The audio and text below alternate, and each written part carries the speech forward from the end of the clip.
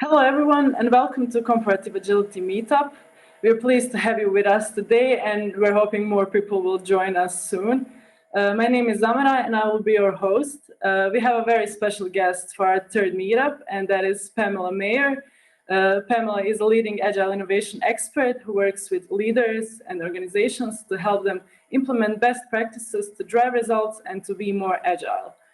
That is actually one of the topics we're going to cover today. Pamela will also do a short demo of two new assessments available on comparative agility. Those are the Agility Shift Inventory for leaders and for teams, and assessments to all participants.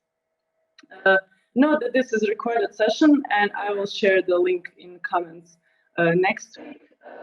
And we will have also a short Q&A session. So please feel free to ask questions during her presentation in the chat, and please stay muted throughout the event. Without further ado, we're ready for Pamela. Let's get started. Thank you, Amra, and welcome everyone. It's great to have all of you here and joining in. We'll have a bit of a conversation today, but also I've got some content to share with you to get the conversation started. And I'm excited to be kicking off this conversation this morning. And thank you to Comparative Agility for convening and hosting today's session. Been such a great partner and collaborator and contributor to the world of all things agile and business agility. So to get us started, I wanted us to think a little bit together about this past year, and many of you are aware of this, but that organizations that had already built a leadership mindset and taken the time to build a culture, implement structures, systems, and processes that enabled agility, they actually did a pretty good job shifting quickly to working remotely, to being able to adapt to the changing needs of their customers and actually sustain their success and even grow their businesses during an incredibly uncertain and volatile time. Whereas those organizations that had relied largely on a more fixed mindset and more rigid ways of working and more routine operations had a much more difficult time making that adaptation. And actually a recent McKinsey study showed that that's in fact exactly what happened in terms of business results this past year.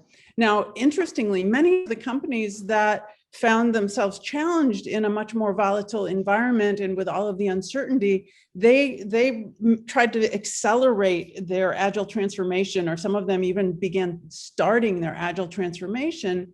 And in their haste to go fast, many of them skipped over some really critical stages of building business agility and their overall agile capability. So in my time with you today, we're going to learn more about what some of those needs and processes are and some of the things that we need to do to be able to go fast together. So in my time with you, I'm going to share some of the lessons I've learned over 20 plus years researching and working with organizations that have actually continued to thrive through both stable and volatile conditions.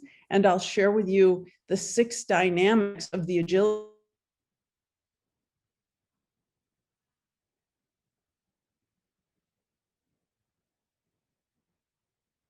inventories that are now hosted on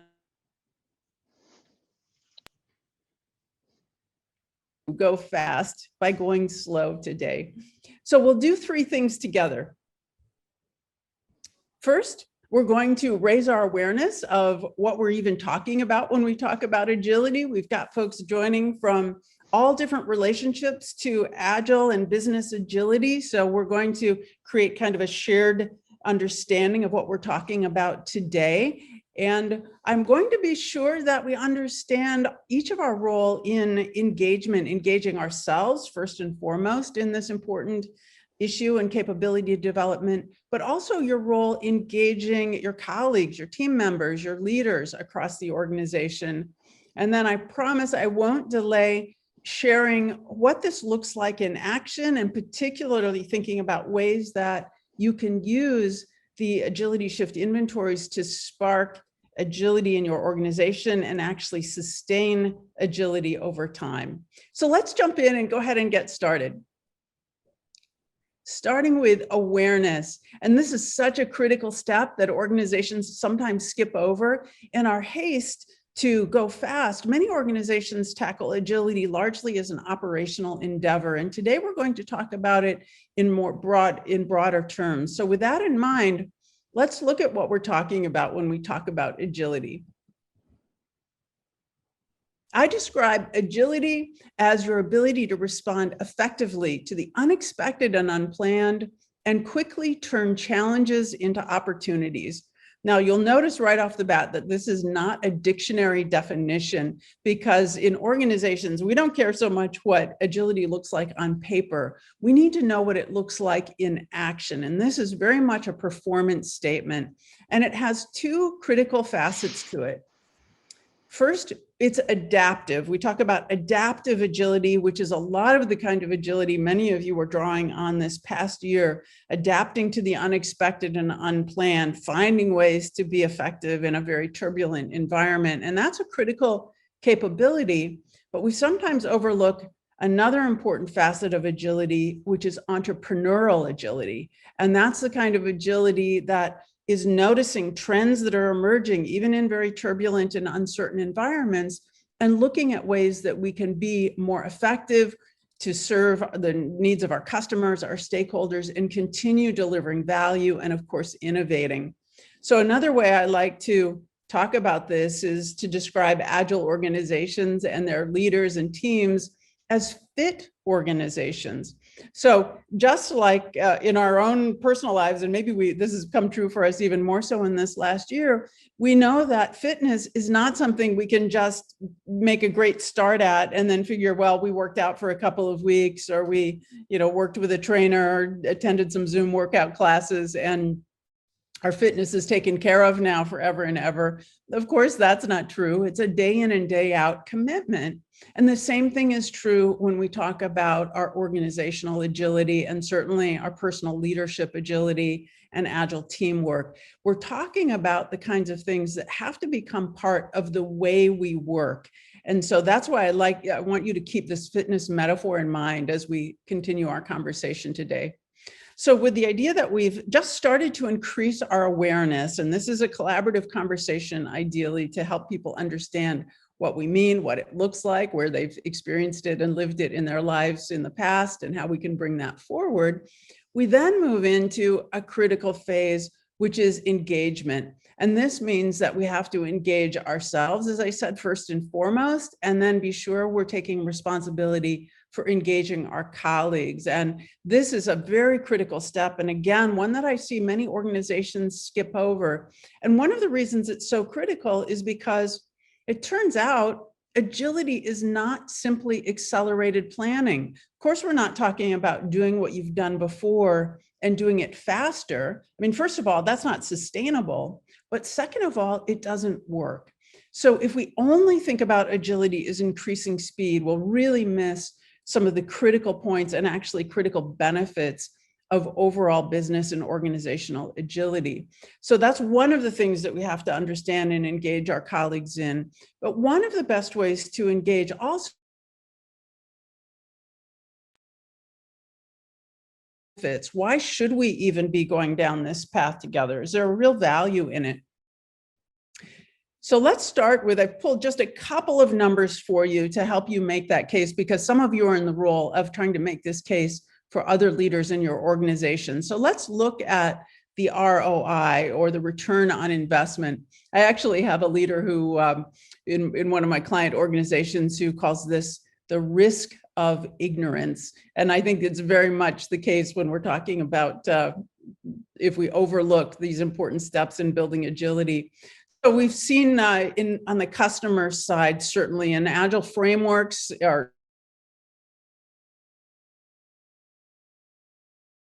very customer and stakeholder centric. And there was a large scale study that came out recently from Forbes Insight and Scrum Alliance that's found that agile firms are 59% stronger in customer experience and product quality. And of course, it makes sense if we're being more responsive and iterative with our customers and our stakeholders, we're going to be more successful in their ratings of us. But we also find internally that there's a big motivation to improve agility in terms of talent. And the good news is that Agile talent wants to work for Agile organizations. And I've seen this across my client firms, and it's borne out beyond my own research. But a lot of this research actually comes from my internal clients who are looking at their pulse surveys, and they're seeing that when they really prioritize agility and start shifting to more agile ways of working, their engagement scores go up, their turnover goes down. And actually, this is particularly important right now. There was a study that came out from SHRM, the Society of Human Resource Management. It's a global organization, and they recently published a report showing that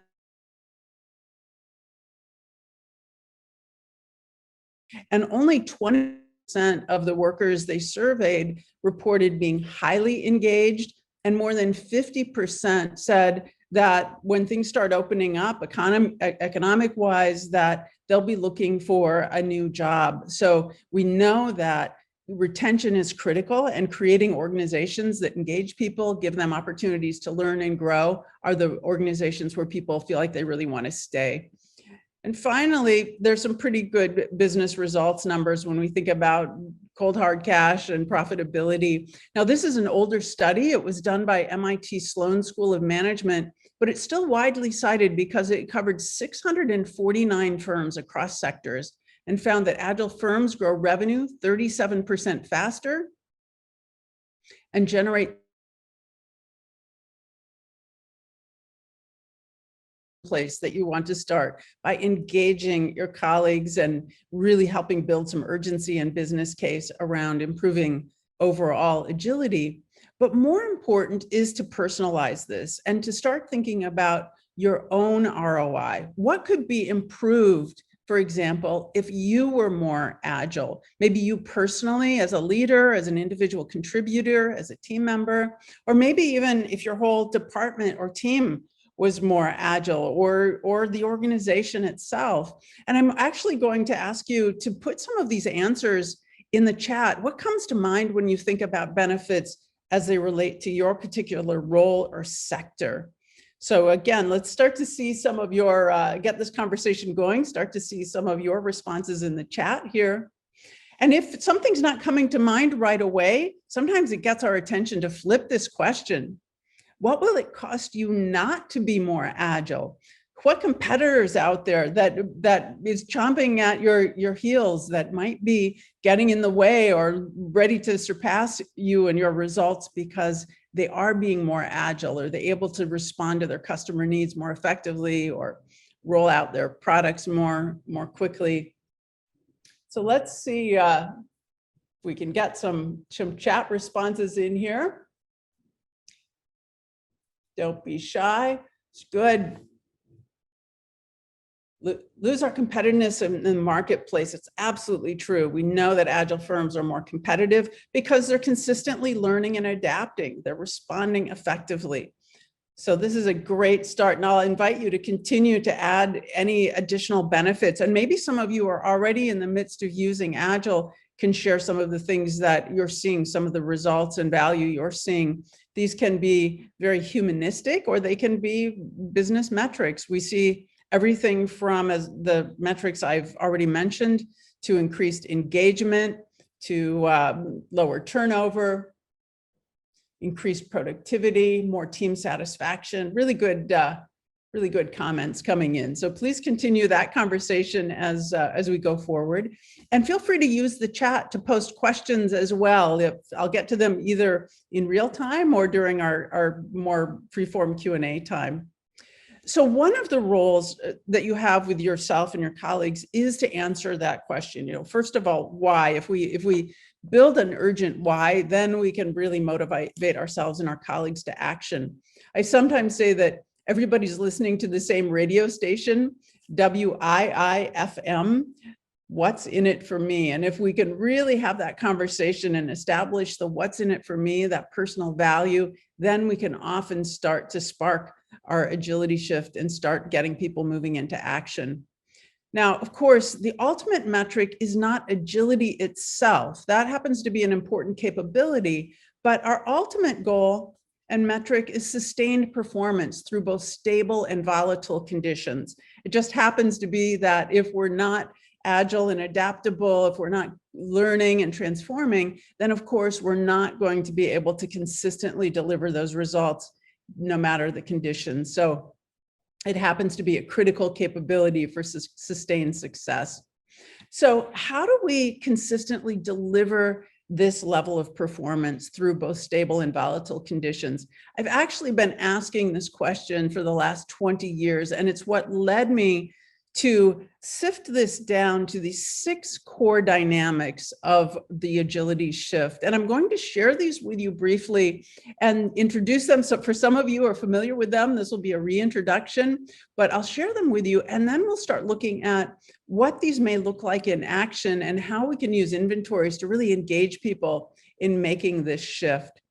So it starts with, the first dynamic is actually something I call the relational web. This is your web of skills, knowledge, talent, and resources that you need to be able to consistently tap and engage when things don't go as planned or when a new opportunity presents itself. And my guess is almost everyone here has actually consistently, especially this past year, found ways that they've had to engage that relational web more than ever in the past, whether it was shifting and adapting and learning new technologies, or shifting to serve customer needs in new ways, or maybe you had supply issues in your organizations that you had to quickly shift and adapt to. And this is one of the reasons that we see that the wider and more diverse your relational web is, the more effective and agile you're going to be overall. And you'll notice actually the metaphor for the relational web is a spider web. That's actually on purpose because the spider has some unique qualities. While it weighs only fractions of an ounce, the web that it weaves is actually pound for pound 10 times stronger than steel. And yet it has that unique characteristic that it can flex as needed, it can adapt, but it retains its shape. And that's what we're looking for in an agile organization, and even in our own individual agility, that combination of stability and flexibility. So that's why that relational web is now woven through the other 5 dynamics that I'm going to introduce you to shortly. But I did want to share, I promised I would share some of the more recent research that's come out of our analysis of agility shift inventory participants. And we've actually, by this point, had more than 1,500 individual people take the agility shift inventory, and we found some interesting correlations. For example, we found that those that were intentionally making and building connections, that significantly impacted their overall agility results, that those were the same people that were consistently practicing some of the other important agile behaviors and were approaching their work with a more agile mindset. So this level of intentionality is really critical.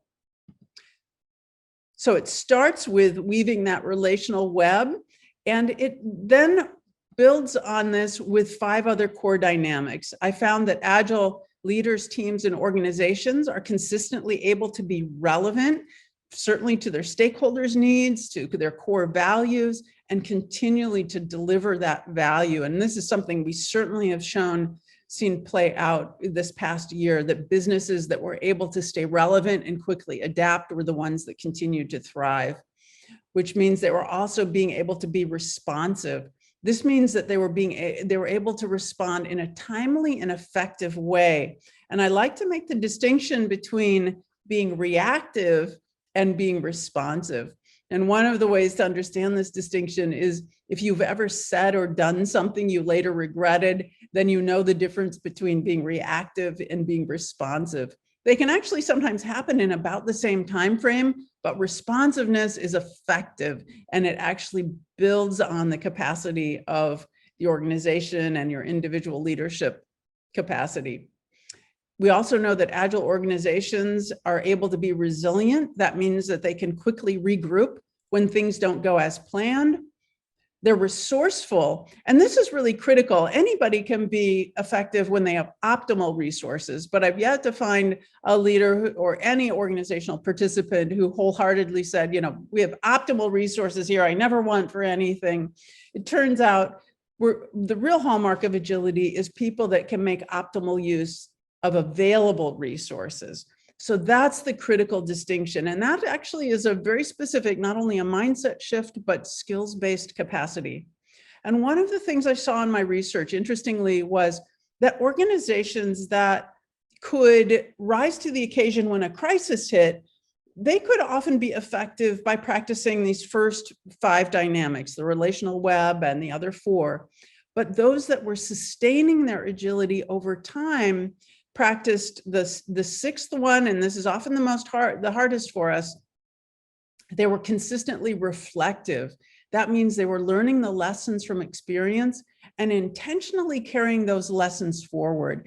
And that's a critical capability that often gets lost in our attempt to go fast. So part of our work together is slowing down. And in fact, it's not even slowing down in clock time as much as slowing down in terms of taking the time and weaving reflection into the way we work together. So I actually want to pause here for a moment and ask you the question, and you can respond either in your chat, or for those of you who are familiar with your annotation tool in Zoom, on your Zoom toolbar, you can open your annotation tool and use your stamp feature on annotation. And if you wouldn't mind, even put a stamp on the dynamic that was your area of greatest strength. If you think back on this past year, where did you feel like you as an Agile individual, or maybe your team, was strongest? Maybe you're thinking about your entire organization. Consider perhaps putting a heart stamp if you're on Zoom using your annotation tool, or simply go ahead in the chat. I'd love to see folks talk about which of these dynamics you felt like you drew on the most consistently this past year. Seen a lot of people talking about how important it was for them to be resourceful this past year, and certainly being responsive was critical. And where your results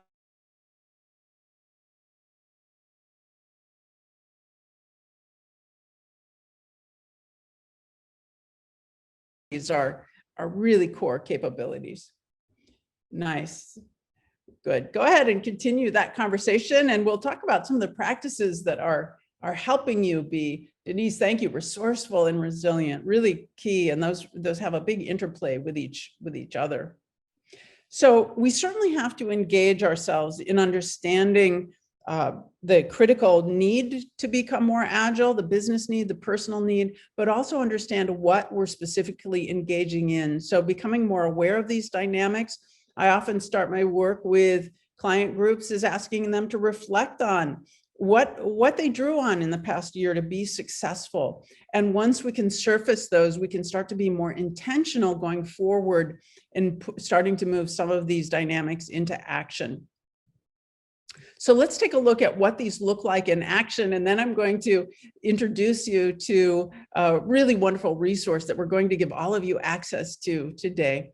So certainly we know that the agility shift and agility in general starts with a mindset shift. And that's a big part of going slow. Again, if we only think about this operationally, we may not take the time to question our own thinking, our own assumptions, our own habits.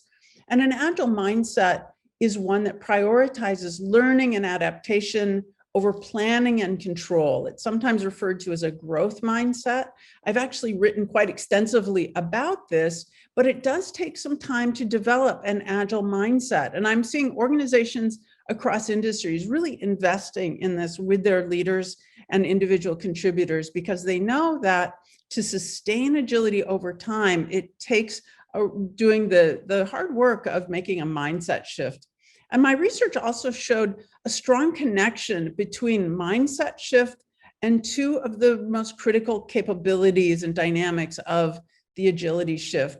We saw that mindset was highly co-associated with, co-linked to the ability to be responsive and the ability to be resourceful. So if we think about that, if we're approaching our work from a more fixed mindset, one that prioritizes planning, that often impedes our ability to be responsive and resourceful. But if we're thinking expansively, then we're going to see more responsiveness. So of course, this may be an intuitive finding, but it was really borne out in our research across sectors. So let's look at what this shift looks like when we think about our role as Agile leaders. And one of the places I like to start is actually for us to even make a shift in how we even think about Agile leadership. So I like to say that an Agile leader is anyone who spots a challenge or opportunity and effectively responds. So this means we're dispensing with thinking about our leadership simply by your job title or where you fit in the organizational chart or how much money you make. It's actually in an Agile organization, we need everybody to be an Agile leader, to be able to respond effectively to a challenge or opportunity. And this is really why I spent some time developing, and we created the Agility Shift Inventory, was to help people become more aware of these capabilities and to be more intentional about developing their Agile leadership. So before I share this resource with you, I want to just say a few more words about how it's a little bit different from other kinds of assessments you may have taken. The Agility Shift Inventory, in fact, both versions I'm going to share with you today, specifically is designed as a developmental opportunity. It's a resource to help you reflect on your current use of best practices associated with agility and innovation. It is dynamic, it's subjective, it's contextual, and I like to make the distinction that it's not fixed or definitive or meant to be evaluative. That means that it might be that you take the inventory today at the conclusion of our session and you get one result, but maybe a few weeks or a month later, your context totally changes. And it might be that you get a different result because the way you're practicing agility, or maybe you may be having some constraints or maybe fewer constraints that are supporting or impeding your agility. So it's meant to be dynamic in itself, but its core purpose is to help you start a conversation and identify opportunities for improvement. So to think about it, using that fitness metaphor, it's an opportunity for you to think about what's going on right now in my context and what should I be focusing on? Where should I, or maybe if you share this with your leaders or colleagues, where should they be focusing their attention? So with that in mind, I'm going to preview for you some of my favorite aspects of this new inventory. And before we close today, we'll be sharing a link so you can sign up for your own account and take it very soon. So let me move out of my slide here and move directly to my live results page to give you an example.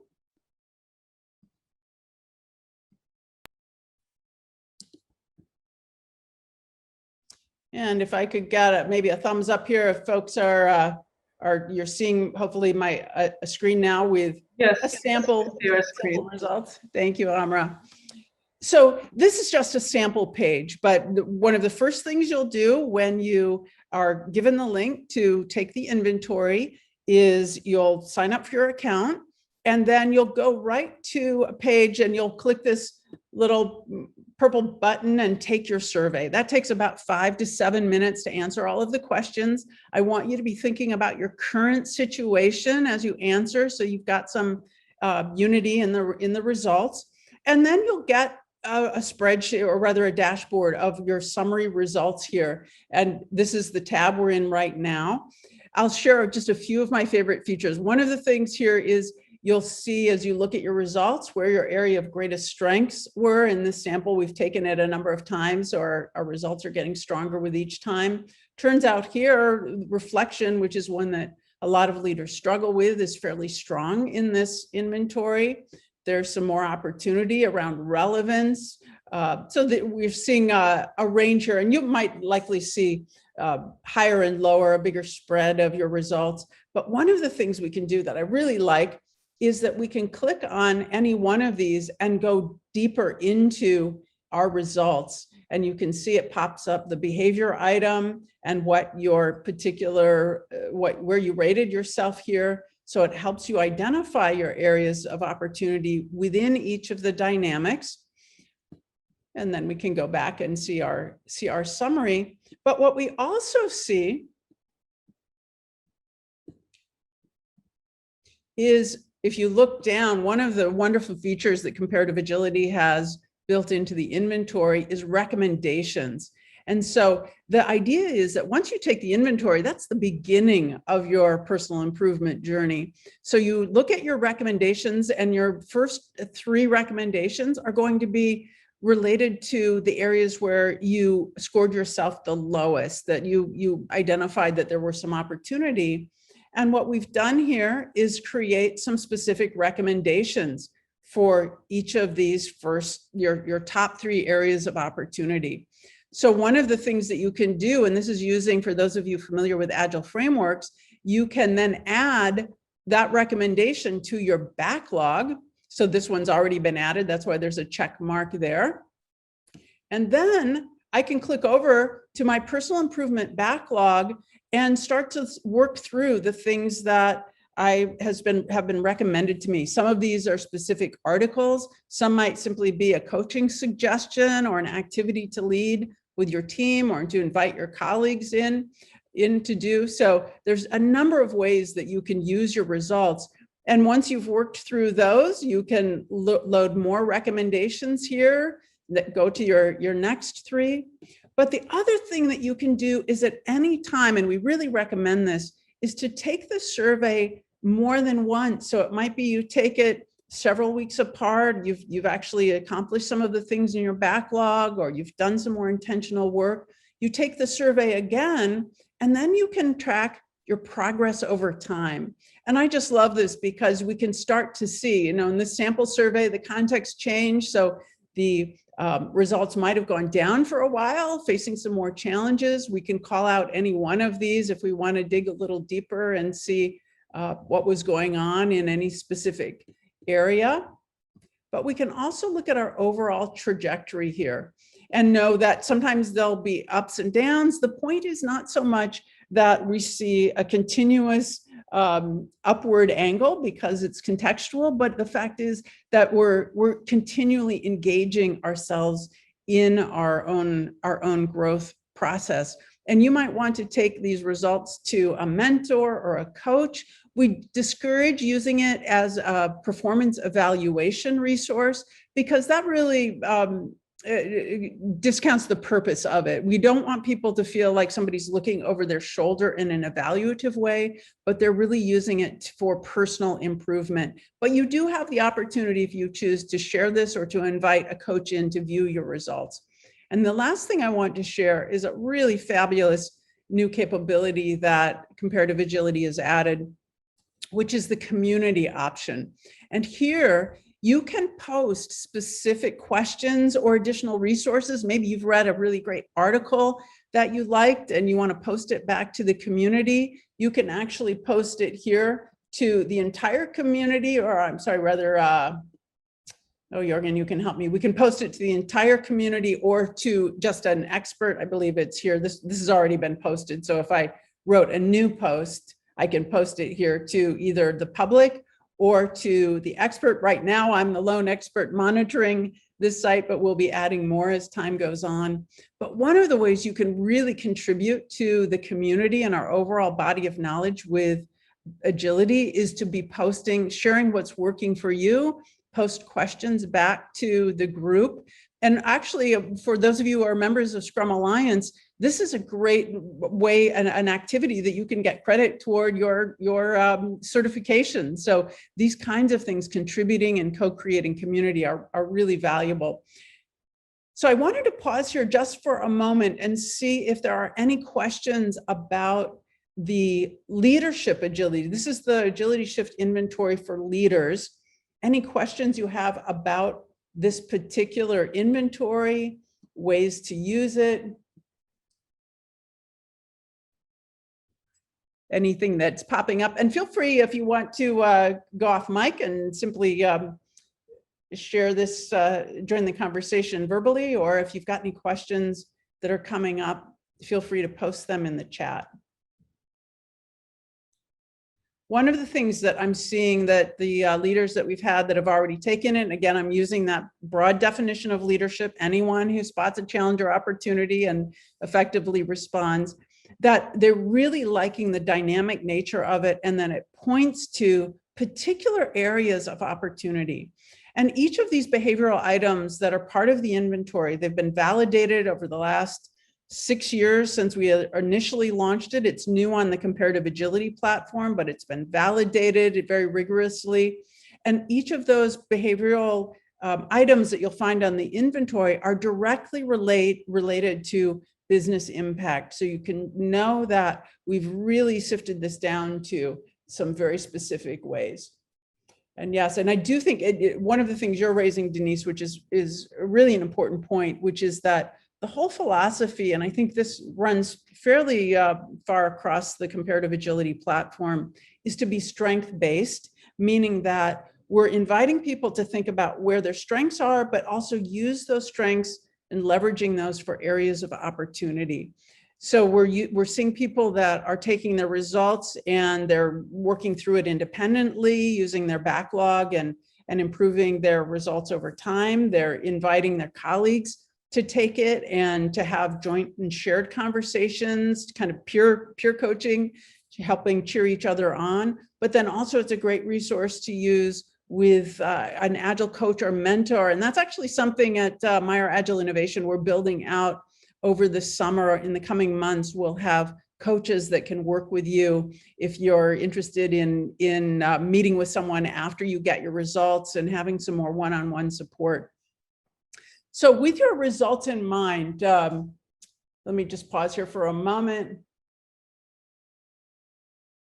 Yes, exactly. I appreciate, Rune, your comment that this is something that can be very helpful in all kinds of settings. It does not have to be a business setting. Any kind of organizational or shared workplace setting is a great opportunity to use this and really get people thinking about their behaviors and as well as their mindset. So one of the things now I want to share with you that once you get your link to the account, you can easily switch over to the other side of the comparative agility platform, which takes you over to where you'll find the next inventory I'm going to share with you, your Agility Shift inventory for teams. So that'll be on your list here. Once you have your personal improvement account, you can switch back and forth between comparative agility and your personal improvement account. So let me share that just very quickly. I'll share the team version with you.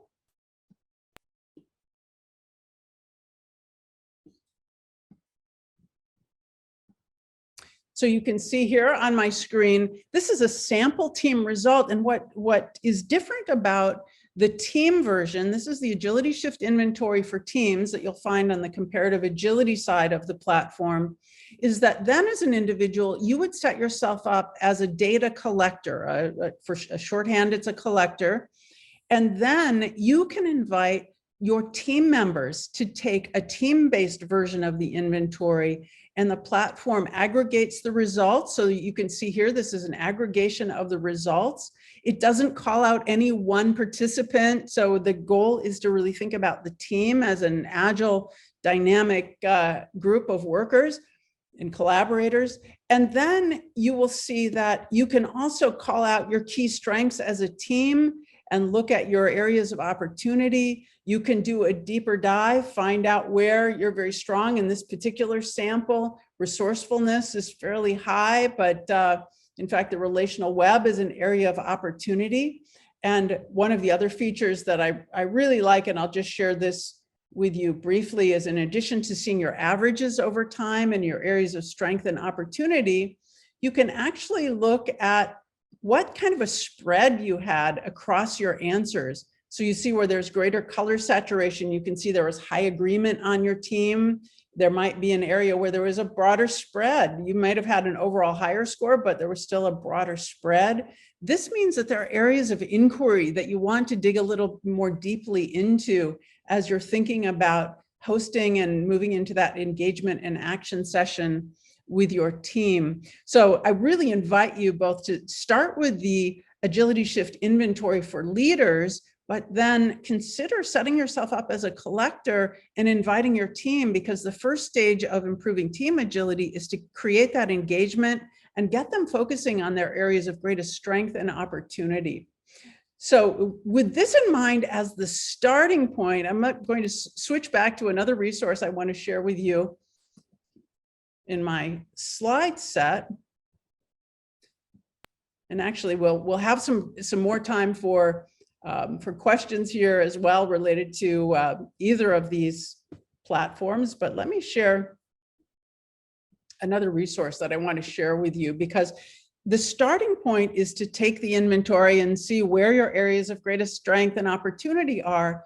But then, whether you're looking at your own individual leadership agility results or your team results, I'm going to share a resource for you to start that engagement cycle. And it follows one of my favorite reflective patterns: what, gut, so what, and now what. And essentially what this cycle leads us through is to start the assessment process. The first stage is to look at our assessment results, find out what's standing out for us, what are we seeing, what's getting our attention. We do a gut check to see where we're finding ourselves most engaged, what seems most relevant. And then we move through a sense-making process and start prioritizing where we should really be putting our attention rather. And then we move into now what, where we're identifying effective action, either for ourselves and our own personal improvement journey, or as we think about our journey with the team. And I have a more detailed version of this cycle for you. If you actually now, you can go ahead and hold up your phone camera to the QR code there on your screen. It will take you directly to a landing page. If you just put in your information, we'll email you a copy of this resource. You're also going to get a complimentary copy, or rather complimentary chapter of my book, The Agility Shift. So we're hoping that these two resources can really help you get the conversation started in your organization, and particularly for each of you as individual Agile leaders. So I've spent some time here working through our cycle of starting with awareness, improving engagement, and then starting to think about how we move all of these great new insights into action. And of course, sparking that agility shift is not necessarily our biggest challenge. For example, our biggest challenge, similarly with our commitment to our health and well-being, our fitness, is not that first initial push of enthusiasm, but it's sustaining that shift over time in a dynamic way. So we want to share with you a couple of ways that several resources to help you sustain your agility shift. And actually, Jorgen or Amra, either of you, if you want to go ahead in the chat now and share that link, that sign up link to the Agility Shift Inventory for Leaders, the personal improvement account link. We want to be sure everybody's got access to that. Sure. It's through, you're adding it there in the chat. It's through that you'll be able to register, set up your account for the Agility Shift Inventory for Leaders, and then also have access to set yourself up as a collector for the Agility Shift Inventory for Teams. And Comparative Agility is being so generous with all of us and really the community to be offering a complimentary account to everybody who's participating today. And that's really a huge value for your own personal improvement and team development journey. I also invite you to visit my website for some more resources, and actually on the handout you're getting, if you use the QR code, you're going to find a link to that, to the website. I'd also love it if each of you would add me to your relational web, whether it's following me through LinkedIn or Twitter, or simply following the Agility Shift hashtag across various platforms. That's what I'm regularly posting additional resources and learning opportunities to. And then I do encourage you to read that complimentary chapter and consider reading the entire book, The Agility Shift. Lots more best practices than I could share in our short conversation today. And let me share that QR code again for that resource for you. so that we've got a number of learning opportunities and ways that you can spark and sustain your own agility over time and your team agility. Agile efforts, whether you're involved in a large scale agile transformation or digital transformation, or you're simply looking to become more agile as an individual leader, these don't have to be either or, that you have to hold off on your other initiatives. It means that you can start this personal work, this team development work, to be sure that you're able to really maximize the results from your other kinds of agile initiatives. So I'm going to pause here now and actually I'll stop my screen share, open it up to a broader conversation, either through our chat or if anyone has anything that they'd like to share, any additional thoughts you'd like to share, either questions about either of these inventories or resources.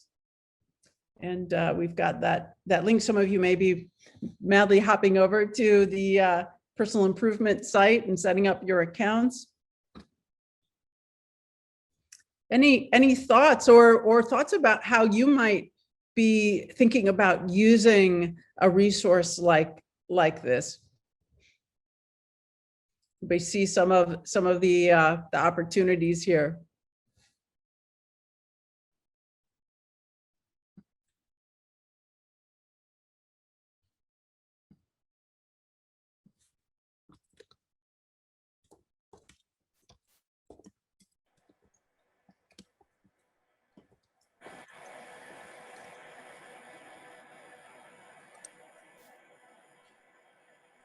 Give people another moment or two to think, or maybe if you're signing in and setting up your account, if there's anything that you're seeing.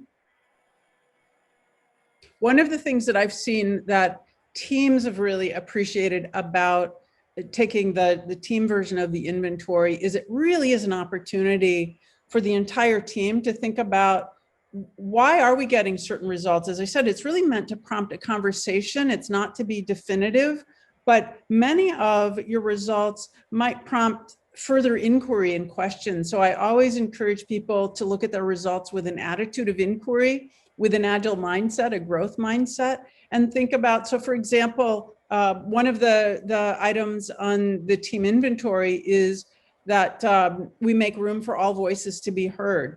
Well, sometimes we see a spread there. There might be, 80% of the team thought everybody's voices were heard, but 20% didn't feel like their voices were heard. Well, that's an issue. You might have an overall high score about something that relates to inclusion, which also directly impacts overall team productivity. But what's going on? What are we doing that is excluding those voices that aren't being heard?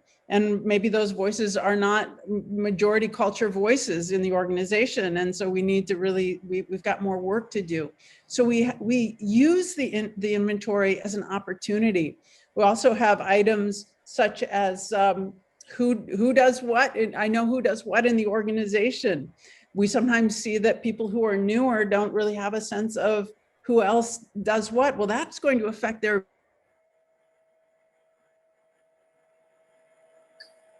going on. Why is it some people know more about, have a bigger network within the organization than others?